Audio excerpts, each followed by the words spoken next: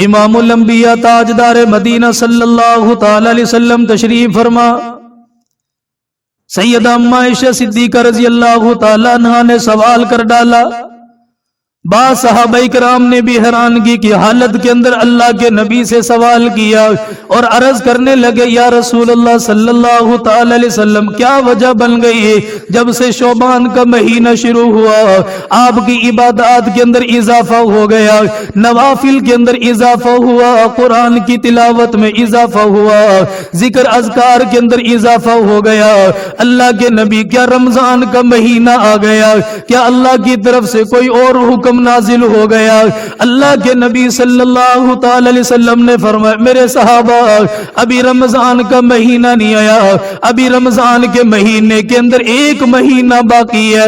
صحابہ نے عرض کر دیا، حضور اتنا زیادہ ذکر اذکار بڑھ گیا، اتنی قرآن کی تلاوت میں اضافہ ہو گیا، اتنا اللہ کے سامنے کھڑے ہونے کے اندر اضافہ ہو گیا، وجہ کیا بنی ہے؟ آنکھوں میں آنسو آ گئے کالی کملی والے کے۔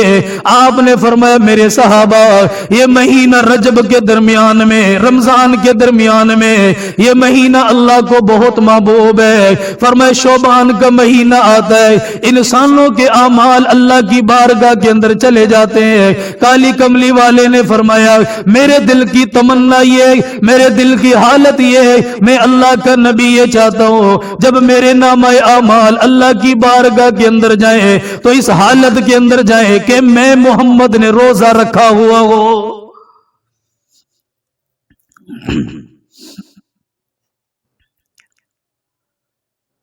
صحابہ کرام تشریف فرما، سیدنا عبداللہ ابن رضی اللہ تعالیٰ عنہ بھی بیٹھے ہوئے، کسی نے آ کر سوال کر لیا، کہنے لگے مہمان گھر کے اندر آئے گا، اسے مرحبا کہہ دیا گیا، مہمان گھر کے اندر آئے گا، اہلا و سہلا اسے کہہ دیا گیا، مہمان گھر کے اندر آئے گا، ویلکم بول کر اس کا استقبال کر دیا گیا۔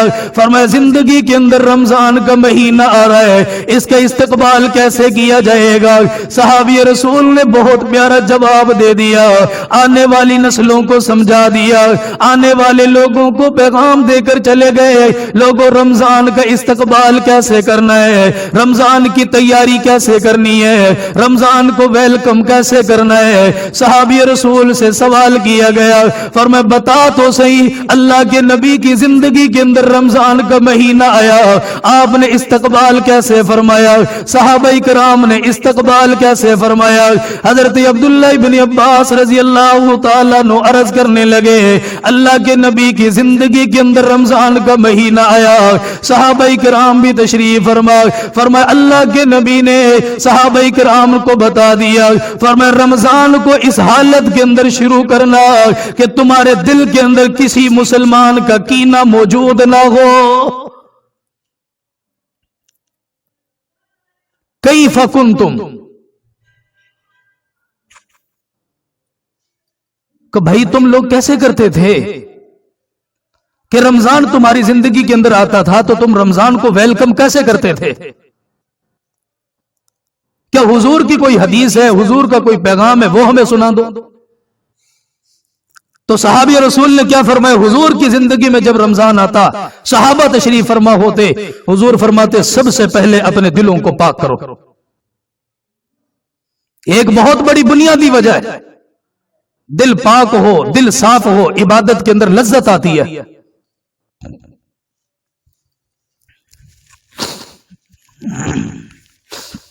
انسان جم کر خوب اللہ کی عبادت کر سکتا ہے۔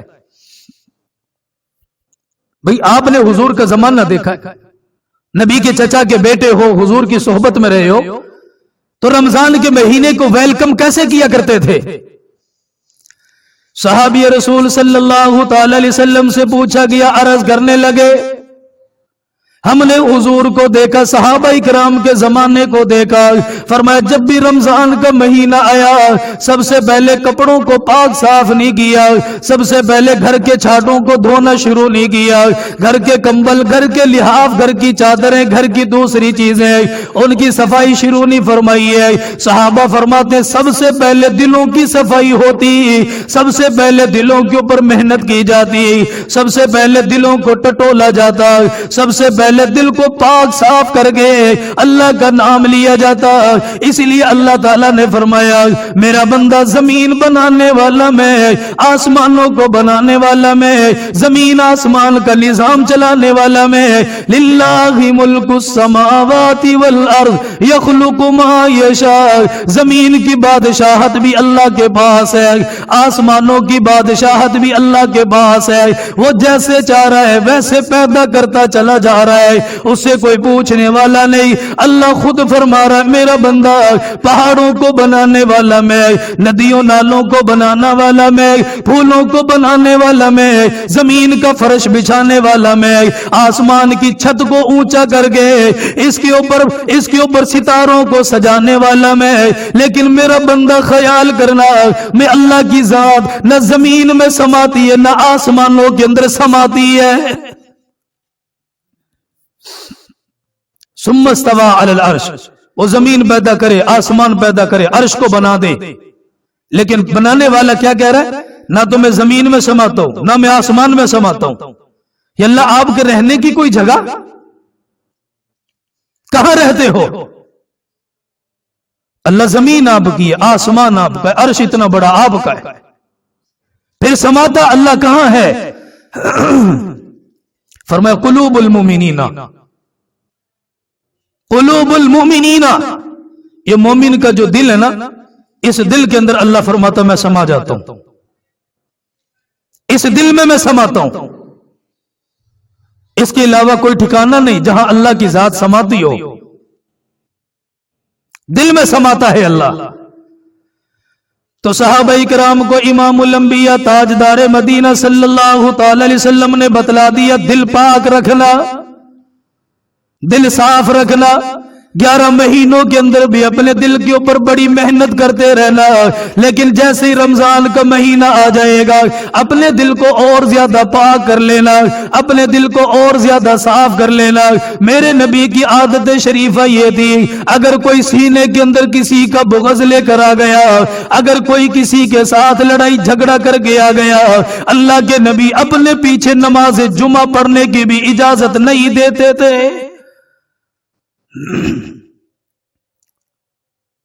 تشریف فرما امام الانبیاء سرکار مدینہ صلی اللہ تعالی علیہ وسلم کی ذات ہے. جمعۃ المبارک کا دن ہے. اللہ کے نبی صحابہ کرام کو خطبہ ارشاد فرما رہے ہیں. فرمایا خطبہ دیتے دیتے اچانک میرے محبوب نے صدا لگا دی ہے. آپ نے فرمایا جس نے کسی کے ساتھ لڑائی کی ہے, جس نے کسی کے ساتھ جھگڑا کر لیا, یا کوئی کسی کا کینہ اپنے دل کے اندر لے کر آ گیا, یا کسی کا بغض لے کر آ گیا, جسے میں نے گناہ نہیں سمجھا, آپ نے گناہ نہیں سمجھا, مسلمان کینے کو گناہ نہیں سمجھ رہا, بغض کو گناہ نہیں سمجھ رہا, لڑائی جھگڑا ظلم کرنے کو گناہ نہیں سمجھ رہا. اللہ کے نبی نے اچانک فرما دیا میرے صحابہ تم وہ لوگ ہو, تمہاری تعریف قرآن کے اندر بیان کر دی گئی ہے, تم وہ لوگ ہو تمہارے لیے آسمانوں سے جبریل امین کو اتارا گیا, تم وہ لوگ ہو تمہیں میری پاکیزہ جماعت بنا دیا گیا, تم وہ لوگ ہو جنہوں نے ہر حال کے اندر میں محمد کا ساتھ دیا. لیکن لوگوں خیال کرنا اگر کوئی تمہارے اندر ایسا بیٹھا ہوا ہے جو کسی کو خفا کر گیا, جو کسی کو ناراض کر گیا, میں محمد اپنے پیچھے جمعہ پڑھنے کی اجازت نہیں دیتا, اپنے آپ یہاں سے نکل کر چلا جائے. 3 دفعہ اللہ کے نبی نے آواز لگائی ہے, کوئی اٹھا نہیں, کوئی کھڑا نہ ہوا. آج کسی کو کیا چہرہ دکھائے گا, آج کسی کو کیا حالت دکھائے گا, آج اپنے بارے میں کیا بتائے گا. اللہ کے نبی نے پھر آواز لگا دی ہے, فرمایا نہیں میرے پیچھے نماز جمعہ نہیں پڑھ سکتے.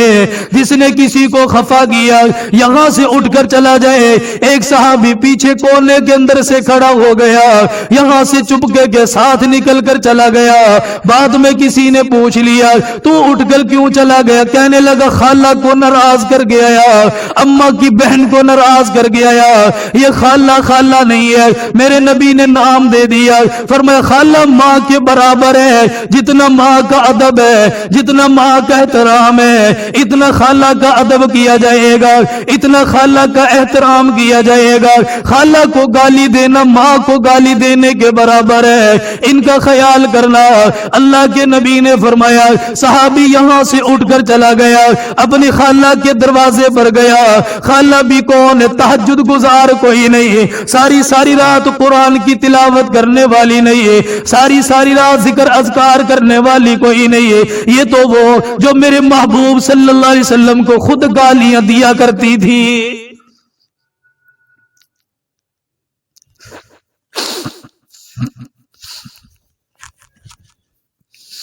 یہ خود حضور کی شان میں گستاخی کرتی، اس کے لیے میرے نبی نے کیا فرمایا کہ بھائی جا، تیرا نماز جمعہ کیسا ہے؟ جب تیرے دل کے اندر کسی کے لیے کوئی کینہ ہو، کسی کے لیے کوئی بغض ہو، اور کسی سے کوئی لڑائی جھگڑا کر کے آئے ہو، اللہ کیسے معاف کرے گا؟ صحابی رسول کہتا میں سیدھا گیا اپنی خالہ کے دروازے پر۔ اب خالہ اسے دیکھنا بھی پسند نہیں کرتی، اس کی وجہ یہ مسلمان ہے وہ کافر ہے، وہ اسے دیکھنا بھی پسند نہیں کرتی۔ امام الانبیاء تاجدار مدینہ صلی اللہ تعالی علیہ وسلم کا یہ صحابی چلتے چلتے خالہ کے دروازے پر آ گیا، آ کر دروازے پر دستک دیے، دروازہ کھول دیا گیا۔ خالہ کہنے لگی تیرا میرا کیا واسطہ ہے، کیا تعلق ہے، کیوں چل کر میرے دروازے پر آ گیا؟ ہمارا تعلق ختم ہو گیا، رشتہ داری ختم ہو گئی ہے، ہمارا آپس میں ملنا ختم ہو گیا، تم میرا کچھ نہیں لگتا، میرے دروازے سے چلا جا۔ صحابی رسول کہتا میں قدموں میں بیٹھ گیا۔ یہ ہے اللہ کو راضی کرنے والی فکر۔ آج کے لوگ کہتے معافی مانگنے کے لیے گیا، سچے دل کے ساتھ معافی مانگنا تو نصیب نہ ہوا، لیکن لوگوں کو دکھانا مقصود تھا۔ میں بھی اس کے دروازے پر گیا، میں اسے منانے کے لیے گیا، میرے گھر کے اندر بیٹی کی شادی ہے، میں دعوت دینے چلا گیا، میں لوگوں کے پاس چلا گیا۔ معافی مانگنے کا ڈھنگ بڑا عجیب ہے، پتہ نہیں معافی مانگنے گیا یا کس طریقے کے اوپر چلا گیا۔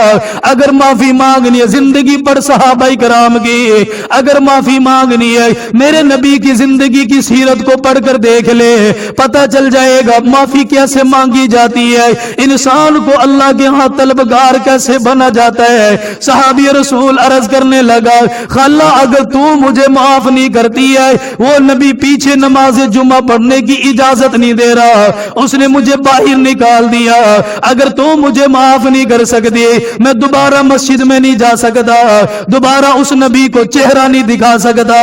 اب خالہ جان بھی حیران ہو گئی ہے، میں نے اس نبی کی گستاخی کی اشعار پڑھے، میں نے اس نبی کو رلایا، میں نے اس نبی کو پریشان کیا، لوگوں کے سامنے اس کی مذمت بیان کرتی رہی ہے، آج یہ کیا حالت بن گئی ہے، وہی نبی میرے لیے اپنے صحابی کو نکال رہا ہے، اپنے پاس بیٹھنے کی اجازت تک نہیں دے رہا۔ وہ خالہ جان کہتی ہے پہلے مجھے بتا تیرا نبی کہاں پر ہے؟ صحابی رسول نے بتا دیا مسجد کے اندر بیٹھا ہے، مصلی رسول کے اوپر ہے، منبر کے اوپر تشریف فرمائے۔ خالہ جان کہنے لگی ساری زندگی گزر گئی میں نے نہیں مانا، ساری زندگی گزر گئی میں نے اس کا قرآن نہیں سنا، میں قربان جاؤں جو خالہوں کا بھی اتنا بڑا ادب لے کر دنیا کے اندر آ گیا۔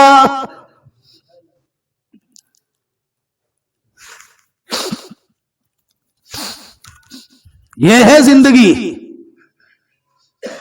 اس سے بھی لڑتے پھرو، اس سے بھی لڑتے پھرو، پھر کہ نماز کے اندر پتہ نہیں چلتا میں نے کون سا رکوع کیا، کون سی رکعت ہے۔ معاملات درست کرو، نماز پڑھو، لذت نہ آئے پھر کہنا۔ صحابی کہتا ہے سب سے پہلی شرط یہ بیان کرتے کہ دلوں کو پاک کرو، یہ ہے رمضان کا استقبال، رمضان کا ویلکم،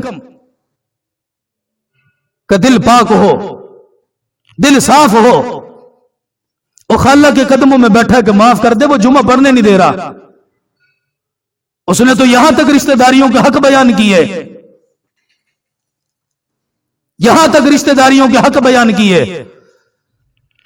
اور امام الانبیاء تاجدار مدینہ صلی اللہ تعالی علیہ وسلم نے فرمایا ماں موجود ہے، باپ موجود ہے، ادب کرو، نہ معلوم دوبارہ زندگی کے اندر ملے یا نہ ملے، پتہ نہیں کتنے مہینے کتنے سال کتنے دن باقی ہیں، ان کی خدمت کر لو۔ اگر یہ دنیا کے اندر سے چلے گئے، اللہ کے نبی نے بتلا دیا، پھر ان کی طرف سے جو تعلق داری ہے وہ ماں کی طرف سے، یہ باپ کی طرف سے، ان کا بھی خیال کرنا۔ حضرت اما عائشہ صدیقہ رضی اللہ تعالی عنہ فرماتی ہے، ہم مدینے کے اندر تشریف فرما، اچانک عورتوں کا قافلہ آ گیا، حضور کو بتایا گیا یا رسول اللہ مسجد نبوی کے اندر اتنے لوگوں کا قیام ہے، عورتیں وہاں پر آئی ہوئی ہے، ایک عورت ان کے سردار بن کے آئی ہے۔ اللہ کے نبی خود ملاقات کرنے کے لیے چلے گئے، ان کے پاس جا کر بیٹھ گئے۔ ایک عورت آئی، اللہ کے نبی کو رلا کے رکھ دیا، میرے نبی کی آنکھوں میں آنسو آ گیا، صحابہ کرام بھی رونے لگ گئے۔ حضرت اما عائشہ نے سوال کر لیا، حضور رشتہ دار ہے، آپ کے جاننے والی ہے، مکہ کے اندر کوئی اب آپ کی عزیزہ باقی رہ گئی جو وہاں سے چل کر آئی ہے؟ اللہ کے نبی نے فرمایا رشتہ داری کوئی نہیں، تعلق داری کوئی نہیں۔ فرمایا عائشہ تجھے معلوم ہونے چاہیے یہ عورت تو وہ ہے جس کا تعلق میری ختیجہ کے ساتھ بہت پیارا تھا، یہ میری ختیجہ کی سہیلی کہلاتی ہے۔ اللہ کے نبی نے گٹھڑی باندھ کر دی ہے، آپ نے جانے کا زاد و راہ بھی دے دیا، ان کو تحفہ بھی دے دیا۔ جب وہاں سے نکل کر چلی گئی، آپ نے فرمایا مسلمانوں اگر ماں کی طرف سے کوئی رشتہ دار ہے، ماں کی طرف سے کوئی جاننے والا ہے، بیوی کی طرف سے کوئی ہے، اگر وہ لوگ چلے گئے، آپ نے فرمایا ان کا خیال کرنا، قیامت کے دن یہ لوگ تمہارے حق میں سفارش کریں گے۔ یہاں تک بیان فرمایا کہ حضرت ختیجہ کی سہیلی آئی ہے، صرف اسے گٹھڑی باندھ کے دے رہے ہیں، باہر تک چھوڑ کے آ رہے ہیں، کیونکہ اس کا تعلق تھا حضرت ختیجہ کے ساتھ۔ باپ مرے رشتہ داری ختم، ماں مرے رشتہ داری ختم، پھر کون ہے پھوپھی بھائی؟ پھر کون پوچھے؟ خالہ کون ہے؟ کون یاد رکھے؟ پھر ان کے بچوں کے ساتھ تعلق داری، ان کی بیٹیوں کے ساتھ تعلق داری وہ مرنے کے ساتھ ہی ختم ہو جاتی ہے۔ صحابی کہتا میں قدموں میں بیٹھا ہوں، اس نے کہا کہاں ملیں گے حضور؟ کہا بھی تو جمعہ پڑھا رہے ہیں۔ اچھا آج میرا دل بڑا نرم ہے، میں معافی مانگنا چاہتی ہوں، کیا معافی ملے گی؟ خالہ وہ تو بڑے بڑے لوگوں کو معاف کرنے کو تیار ہے، لائٹ بدل دو، وہ تو بڑے بڑے لوگوں کو معاف کرنے کو تیار ہے، چلو تو صحیح۔ صحابی رسول کہتا ہے، خالہ کہنے لگی کیسے معافی ملے گی؟ براہ راست جا نہیں سکتی، بڑی گستاخی کی ہے نا، براہ راست میں جا نہیں سکتی، تو کوئی صورت ہے تو مجھے بتا کہ مجھے کیسے جانا چاہیے اور اس نبی سے جا کر کیسے ملاقات کروں؟ قربان جاؤں، میرا نبی بیٹیوں سے بڑی محبت کرتا تھا، بیٹیوں سے بڑی محبت کرتا تھا، بہت پیار کرتا تھا، بہت پیار کرتا تھا۔ فرمایا سیدہ فاطمہ رضی اللہ تعالیٰ عنہ ان کے دروازے پر جا، اس کو اپنا سفارشی بنا، حضور کی خدمت میں آ، وہ کلمہ بھی پڑھائے گا، تیرے گناہوں کی بخشش کی اللہ سے دعا بھی کرے گا، دعا بھی کرے گا۔ اور کیا چاہیے جسے دعا مل جائے؟ یہ سب سے بڑی دولت ہے۔ جس کے گھر کے اندر بیٹی ہے سمجھو آپ کی دعائیں قبول ہو رہی ہیں۔ بیٹیوں کے ذریعے تو اللہ ماں باپ کی بڑی خدمت کرتا ہے، بہت اللہ مدد کرتا ہے بیٹیوں کی برکت سے۔ وہ گھر وہ آنگن مہک رہا ہوتا ہے جہاں بیٹیوں کی آوازیں آ رہی ہوتی ہیں، اس گھر میں جا کے دیکھ جس گھر میں بیٹی کا سایہ نہیں ہے، جس گھر میں بیٹی کا سایہ نہیں ہے۔ امام الانبیاء تاجدار مدینہ صلی اللہ تعالی علیہ وسلم نے فرمایا، سیدنا موسیٰ علیہ السلام اللہ کی بارگاہ کے اندر عرض کرنے لگے، الہ العالمین مجھے کیسے پتا چلے گا آپ اپنے بندوں سے راضی ہو گئے؟ آپ نے اپنے بندوں سے اعلان فرما دیا میں تیرے ساتھ راضی ہو گیا۔ فرمایا میرے کلیم میں جس سے راضی ہوتا ہوں اسے ایک بیٹی کی نعمت عطا فرما دیتا ہوں۔ فرمایا اللہ کیسے پتا چلے گا؟ آپ کی محبت بڑھ گئی، آپ کا پیار بڑھ گیا، آپ اپنے بندے سے اور زیادہ پیار کرنے لگ گئے۔ فرمایا میرا کلیم دوسری بھی بیٹی عطا کر دیتا ہوں۔ پھر فرمایا یا اللہ کیسے پتا چلے لے گا. آپ اپنے بندے سے حد سے زیادہ محبت فرما رہے ہیں, حد سے زیادہ اپنے بندے سے پیار فرما رہے ہیں. اللہ کریم نے فرما دیا میرا کلیم میں تیسری بھی بیٹیوں سے عطا فرما دیا کرتا ہوں. یہ تو بیٹیوں والوں کو مبارک ہو, اللہ نے کتنی بڑی نعمت عطا فرمائی, یہ کتنا بڑا سہارا اللہ نے عطا فرما دیا. امام الانبیاء نے نماز جمعہ ادا فرمایا. نماز جمعہ ادا کرنے کے بعد اللہ کے نبی اپنے گھر میں تشریف لے گئے. آج جب گھر مبارک کے اندر داخل ہوئے, دیکھا کیا سامنے بوڑھی عورت موجود ہے جس نے ساری زندگی گالیاں دی ہیں, اللہ کے نبی کی شان اقدس کے اندر گستاخی کرتی رہی. آج اللہ کے نبی کی نظر بڑھ گئی ہے, سامنے بیٹی آ کر بیٹھ گئی. فرمایا ابا سوال نہ کرنا, لانے والی میں ہوں, ابا کوئی پوچھ گچھ نہ کرنا. اللہ کے نبی اسی جگہ پر بیٹھ گئے. بوڑھی عورت اللہ کے نبی کے قدموں میں آ گئی. فرمایا یا رسول اللہ آپ کو پہچان نہ سکی, آپ کے قدموں میں نہ بیٹھ سکی, آپ کی سیرت کو میں نے نہیں سمجھا, آپ کیسا دین لے کر آئے. آج مجھے پتا چل گیا جو خالہ سے ناراض ہے اسے بھی آپ نے اٹھا کر علیحدہ کر دیا. آپ لوگوں کے حقوق لے کر آئے, مسلمانوں کے حق لے کر آ گئے, بہنوں بیٹیوں کے حق ان کے حوالے کر دیے گئے. اللہ کے نبی نے فرمایا آج رونا آنسو بہانا تیرا کام ہے, معاف کر دینا اللہ کا کام ہے. اس عورت نے کلمہ پڑھا, ساری زندگی کے لیے میرے محبوب کی خدمت میں بیٹھی رہی ہے. یہ ہے حضور کی زندگی. اور صحابہ یہی فرماتے تھے بھائی رمضان کا استقبال یہ ہے کہ اپنے معاملات کو درست کرو اور اپنے دلوں کو پاک اور صاف کرو اگر رمضان کا استقبال کرنا ہے. صحابہ کہتے ہیں ہم بیٹھے ہوئے تھے, ایک نوجوان رسول اقدس صلی اللہ علیہ وسلم کی خدمت اقدس کے اندر حاضر ہوا. آیا اللہ کے نبی کے پاس.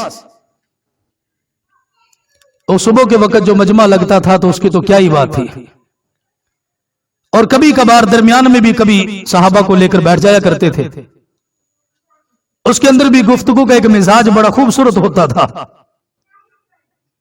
تشریف فرما تھے, ایک نوجوان آیا اور جوتا جو تھا نا اس نے وہ اپنی بغل کے اندر دبایا ہوا تھا. کئی دفعہ کسی کے پاس جوتا قیمتی نہیں ہوتا لیکن وہ بندہ اتنا قیمتی ہوتا ہے, وہ چلتا زمین کے اوپر ہے, اس کی تعریف اللہ عرشوں پہ بیان کر رہا ہوتا ہے. اتنا خوبصورت ہوتا اس کا کردار. ہم جوتا دیکھتے ہیں, ہم کپڑے دیکھتے ہیں, ہم لین دین دیکھتے ہیں, تب جا کر فیصلہ کرتے بندہ کیسا ہے, یہ بندہ کیسا ہے. حضور تشریف فرما, نوجوان آگے حضور کی خدمت میں. امام الانبیاء تاجدار مدینہ صلی اللہ تعالی علیہ وسلم نے اچانک فرما دیا میرے صحابہ جس نے جنتی آدمی دیکھ لو اس نوجوان کا دیدار کر لے.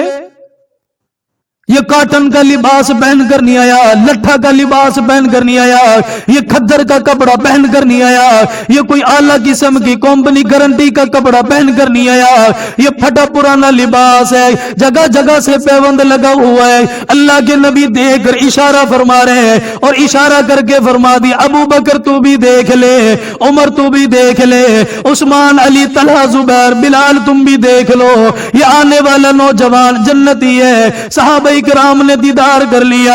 نوجوان آ کر بیٹھ گیا, داڑھی کے اندر سے پانی جھاڑ رہا ہے. اللہ کے نبی فرما رہے جنتی آدمی ہے, اٹھ کر چلا گیا. پھر اگلے دن آ گیا, پھر میرے نبی نے فرما دیا جس نے جنتی آدمی کا دیدار کرنا ہو آ جا کر اس کا دیدار کر لے, اس کی زیارت کر لے. صحابہ کرام دیدار کے اندر مصروف ہو گئے. پھر تیسرا دن آ گیا, اسی حالت کے اندر رہ گئے. وہ تیسرا دن آیا, صحابی کا تب میں بڑا حیران ہو گیا. آج سب کے دل کے اندر تمنا ہے اللہ مجھے معاف کر دے, اللہ آپ کو بھی معاف کر دے, اللہ ہمارے حال کے اوپر رحم اور کرم فرما دے. یہ شعبان کا مہینہ چل رہا ہے, انسانوں کے اعمال اللہ کو بہت پسند ہے, لیکن اسی مہینے کے اندر ایک خونی کھیل رچانے کی اجازت دے دی گئی ہے, بسنت منانے کی اجازت دے دی گئی ہے.